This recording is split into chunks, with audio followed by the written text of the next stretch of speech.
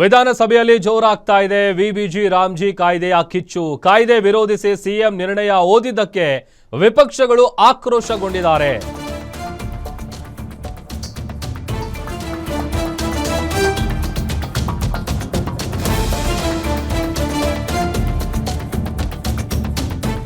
ಕೇಂದ್ರ ಸರ್ಕಾರದ ವಿಬಿಜಿ ರಾಮ್ಜಿ ಕಾಯ್ದೆ ಏನಿದೆ ಆ ಕಾಯ್ದೆಗೆ ವಿರೋಧಿಸಿ ಸಿಎಂ ನಿರ್ಣಯ ಓದಿದ್ದಕ್ಕೆ ವಿಪಕ್ಷಗಳು ಬಹಳ ಆಕ್ರೋಶಗೊಂಡಿದ್ದಾರೆ. ಗದ್ದಲ, ಕೋಲಾಹಲ, ಪರಸ್ಪರ ಆರೋಪ ಪ್ರತ್ಯಾರೋಪ ವಾಕ್ಸಮರಕ್ಕೆ ಕಾರಣ ಆಗ್ತಾ ಇದೆ. ಲೂಟಿ ಸರ್ಕಾರ ಅಂತೇಳಿ ವಿಪಕ್ಷಗಳು ಘೋಷಣೆಯನ್ನ ಕೂಗ್ತಾ ಇದ್ದಾರೆ. ನಮಗೂ ಗಲಾಟೆ ಮಾಡೋಕ್ ಬರುತ್ತೆ ಅಂತ ಸಿದ್ದರಾಮಯ್ಯ ಅವರು ಕೂಗಾಡಿದ್ದಾರೆ. ಈ ಕಾಯ್ದೆಯನ್ನ ವಿರೋಧಿಸಿ ಏನ್ ಸಿಎಂ ನಿರ್ಣಯ ಭಾಷಣ ಮಾಡ್ತಾರಲ್ಲ ಆ ಸಂದರ್ಭದಲ್ಲಿ ಗದ್ದಲ, ಕೋಲಾಹಲ, ಆರೋಪ ಪ್ರತ್ಯಾರೋಪಗಳಿಗೆ ಸಾಕ್ಷಿ ಆಗ್ತಾ ಇದೆ. ಈ ಸಂದರ್ಭದಲ್ಲಿ ವಿಪಕ್ಷಗಳು ಲೂಟಿ ಸರ್ಕಾರ ಇದು ಅಂತೇಳಿ ಘೋಷಣೆಗಳನ್ನ ಕೂಗಿದ್ದಾರೆ. ಆಮೇಲೆ ಸಿದ್ದರಾಮಯ್ಯ ಅವರು ಕೂಡ ಗುಡುಗಿದ್ದಾರೆ, ನಮಗೂ ಗಲಾಟೆ ಮಾಡಕ್ ಬರುತ್ತೆ ಅಂತೇಳಿ ಕೂಗಾಡಿದ್ದಾರೆ.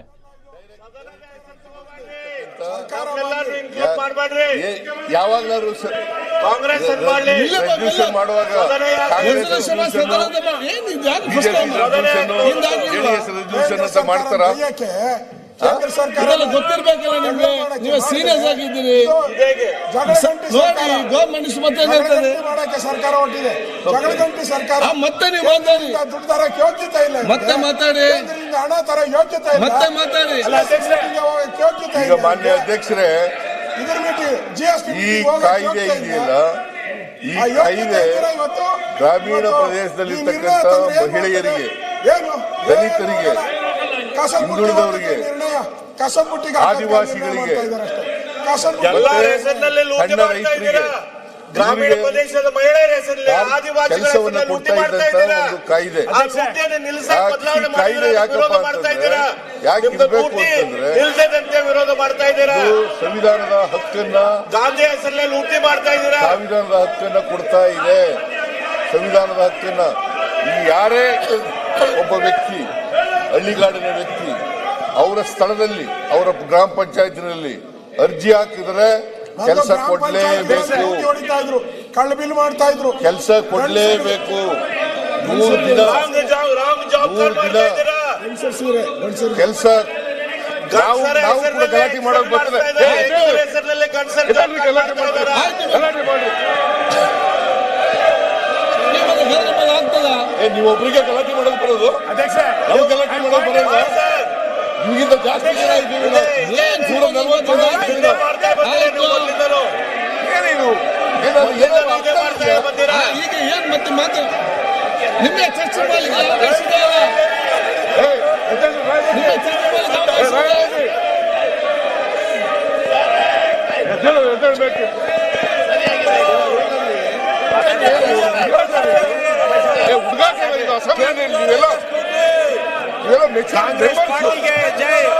ಜನ ನಿಮ್ಗೆ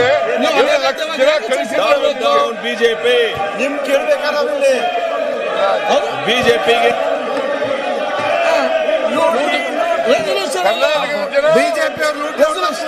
ಭಾರತೀಯ ಜನತಾ ಪಕ್ಷದವರು ಕರ್ನಾಟಕದ ಜನರ ಹಿತವನ್ನ ಕಾಯೋದ್ರಲ್ಲಿ ಸಂಪೂರ್ಣ ವಿಫಲವಾಗಿದ್ದಾರೆ.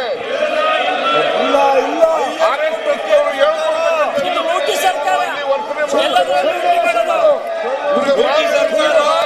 ಅವರು ಹಳ್ಳಿಗಾರಲ್ಲಿರ್ತಕ್ಕಂಥ ದಲಿತರು, ಯಾಕಂತಂದ್ರೆ 53% ಮಹಿಳೆಯರಿದ್ದಾರೆ, 28% ದಲಿತರಿದ್ದಾರೆ, 17% ಪರಿಶಿಷ್ಟ ಜಾತಿ, 17% ಪರಿಶಿಷ್ಟ ಜಾತಿ, 11% ಪರಿಶಿಷ್ಟ ವರ್ಗ, ಒಟ್ಟು 28% ಸಣ್ಣ ರೈತರಿದ್ದಾರೆ. ಅವರೆಲ್ಲರಿಗೂ ಕೂಡ ವಿರುದ್ಧವಾಗಿರ್ತಕ್ಕಂಥವ್ರು ಭಾರತೀಯ ಜನತಾ ಪಕ್ಷದವರು. ಅವರೆಲ್ಲರಿಗೂ ವಿರುದ್ಧವಾಗಿರ್ತಕ್ಕಂಥವ್ರು ಭಾರತೀಯ ಜನತಾ ಪಕ್ಷದವರು. ಇವರು ಇಂಥ ಕಾಯ್ದೆಯನ್ನು ತಗೊಂಡು ಇಡೀ ಹಳ್ಳಿಗಾಡಿನ ಜೀವನವನ್ನೇ ಹಾಳು ಮಾಡತಕ್ಕಂಥ ಕೆಲಸವನ್ನ ಮಾಡ್ತಾ ಇದ್ದಾರೆ. ಹಾಳು ಮಾಡತಕ್ಕಂಥ ಕೆಲಸವನ್ನು ಮಾಡ್ತಾರೆ. ಆದ್ರಿಂದ ಸಾಮಾಜಿಕ ಸಭಾಧ್ಯಕ್ಷರೇ, ಗಲಾಟೆ ಮಾಡ್ತಾರಲ್ಲ, ಗ್ರಾಮೀಣ ಈ ಗಲಾಟೆ ನಿರ್ಣಯವನ್ನು ಸ್ವಾಗತ ಮಾಡಬೇಕಾಗಿತ್ತು. ಕರ್ನಾಟಕದ ಹಿತದೃಷ್ಟಿಯಿಂದ ಸ್ವಾಗತ ಮಾಡಬೇಕಾಗಿತ್ತು. ಇವರೆಲ್ಲರೂ ಕೂಡ ಭಾರತೀಯ ಜನತಾ ಪಕ್ಷ ಕೇಂದ್ರ ಸರ್ಕಾರದ ಗುಲಾಮರು. ನೇಮಕಾತಿಯೊಂದಿಗೆ ಕೇಂದ್ರ ಕಾರ್ಯನಿರ್ವಹಿಸಲು ಸರ್ಕಾರದ ಪ್ರಾರಂಭಿಸಿದೆ.